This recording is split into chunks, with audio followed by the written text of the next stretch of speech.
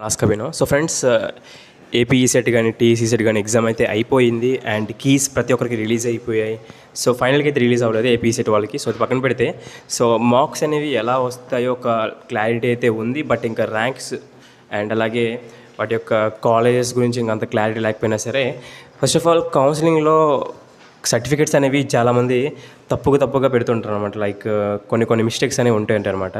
So ఆ mistakes అనేవి ఉండడం వల్ల మనకి ఏమైనా సీట్ రావడం ఛాన్సెస్ అనేవి తగ్గుతాయా అనేది చాలామందికి ఉండే డౌట్. సో నేను అదే ఇప్పుడు ఆ పాయింట్ని రైజ్ చేసి మీకు ఒక క్లారిటీ అయితే ఇద్దాం అనుకుంటున్నాను. ఒకవేళ మీరు లైక్ ఓసీ అయితే ఈడబ్ల్యూఎస్ అనేది మీరు రెడీ చేసుకుంటారు, అది తెలిసిందే. అండ్ రేషన్ కానీ ఇన్కమ్ కానీ ఆధార్ కానీ వీటిలో ఏవైనా సరే ఓకేనా, వీటిలో ఏవైనా సరే మిస్టేక్స్ అనేవి ఉంటే డెఫినెట్గా మీకు అనేది సీట్ అనేది రాదు.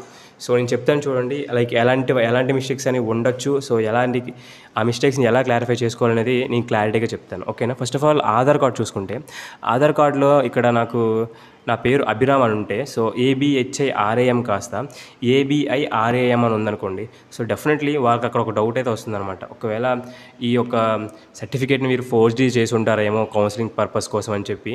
సో మనం అనుకోకపోవచ్చు ఇంత చిన్న వాటికి కూడా ఎందుకు ఇలా చూస్తున్నారని. బట్ వాళ్ళకి మాత్రం డెఫినెట్లీగా అంటే నీకు రావాల్సిన సీట్ వేరే వాళ్ళకి వెళ్ళిపోతుందని వాళ్ళ మైండ్లో అనేది ఉంటుందన్నమాట. సో కాబట్టి అక్కడ నీ సీట్ అనేది క్యాన్సిల్ చేస్తారు. ఇది ఆధార్ కార్డుకి వచ్చేటప్పుడు, లైక్ ఆధార్ కార్డులో డేట్ ఆఫ్ బర్త్ కానీ ఓకేనా, మీరు ఈ సెట్ అప్లికేషన్ ఫామ్ పెట్టేటప్పుడు ఆధార్ కార్డు తర్వాత మీ నేము తర్వాత మీ ఫాదర్ నేమ్ ఇవన్నీ ఉంటాయి కదా, ఈ డీటెయిల్స్ అనేవి క్లారిటీగా చూసుకోండి. అండ్ అలాగే 10th class marks 10th class certificate ఉంటుంది కదా, సో దానికి సంబంధించిన డీటెయిల్స్ ఏవైతే ఉంటాయో అవి కూడా మొత్తం పిన్ టు పిన్ మొత్తం చూసుకోండి. లైక్ 10th క్లాస్లో ఆధార్లో ఒక్కలాగా ఉంటే పర్వాలేదు, లేదనుకుంటే మాత్రం ఏదైతే 10th క్లాస్లో ఉందో 10th క్లాస్లో ఉన్న విధంగా ఆధార్లో మార్చడానికి అయితే ట్రై చేయండి. అంతేగాని ఆధార్లో ఎలా ఉంది సో 10th క్లాస్లో మార్చుకుంటే అసలు అవ్వదు అది ఓకేనా. సో అది ఆ ప్రాసెస్ అయితే అవ్వదు.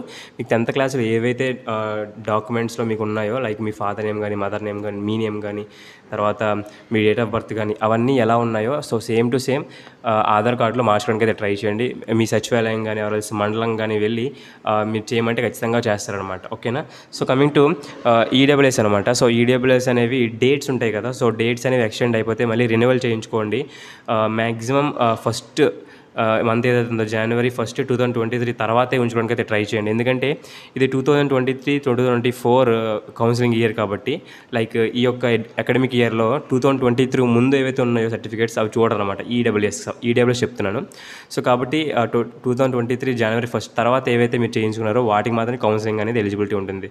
సో ఓకేనా. ఒకవేళ డేట్స్ అనేవి అయిపోయి ఉంటే లైక్ వాటి యొక్క ఎక్స్పైర్ అయిపోయి ఉంటే డెఫినెట్గా రెన్యువల్ అయితే చేయించుకోండి. సో కమింగ్ టు రేషన్ కార్డులో మీ యొక్క డీటెయిల్స్ ఏవైతే ఉంటాయో రేషన్ నెంబర్ ఉంటుంది కదా, ఆ నెంబర్ అనేది కరెక్ట్గా ఉందో అయితే చూసుకోండి.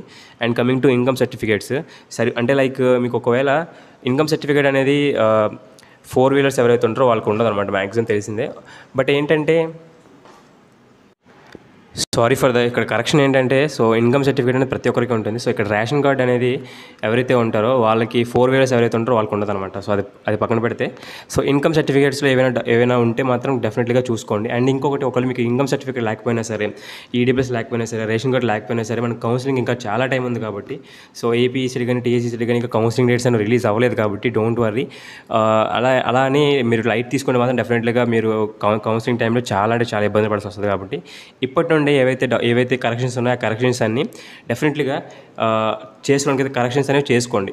లైక్ మీ మండలంకు కానీ వెళ్ళి కానీ లేదంటే వాలంటీర్ హెల్ప్ తీసుకొని కానీ లేదంటే సచివాలయంలో కానీ ఎక్కడో ఒక దగ్గర మీకు అనేది కరెక్షన్ అనేది దొరుకుతుంది. సో కాబట్టి లైక్ మేజర్గా అయితే నేను చెప్తున్నాను, మీ ఆధార్ కార్డ్ ఏదైతే 10th మార్క్ షీట్ ఉంది కదా, సో ఆ రెండింటిని వేరీ చేసుకుంటే 10th మార్క్స్ షీట్ బట్టి ఆధార్ కార్డులో ఏవైతే వేరియేషన్స్ ఉన్నాయో అవి మార్చుకోండి ఓకేనా. సో నాకు కూడా మా మదర్ నేమ్ అనేది HEMALATH అమృత కాస్త HA పడింది. సో అక్కడ నాకు 10th క్లాస్లో HA అని పడింది. సో కాబట్టి నేను కూడా ఆధార్ కార్డులో HA అని మార్చుకున్నాను, రేషన్ కార్డులో మార్చుకున్నాను, ఇన్కమ్ సర్టిఫికేట్లో మార్చుకున్నాను. సో ఇలా ప్రతిదీ కూడా మార్చుకుంటే ఏమవ్వదు అనమాట ఓకేనా. సో అక్కడ కరెక్షన్స్ అనేవి ఏమైనా ఉంటే చేయించుకోవడానికి అయితే ట్రై చేయండి. సో ఇది ఒకవేళ మీకు మీ ఫ్రెండ్స్ ఎవరైతే ఉంటారో మీరు ఫ్రెండ్స్ ఎవరైతే అనుకుంటున్నారో వాళ్ళకి డెఫినెట్గా అది షేర్ చేయడానికి అయితే ట్రై చేయండి, డెఫినెట్గా యూజ్ అవుతుంది.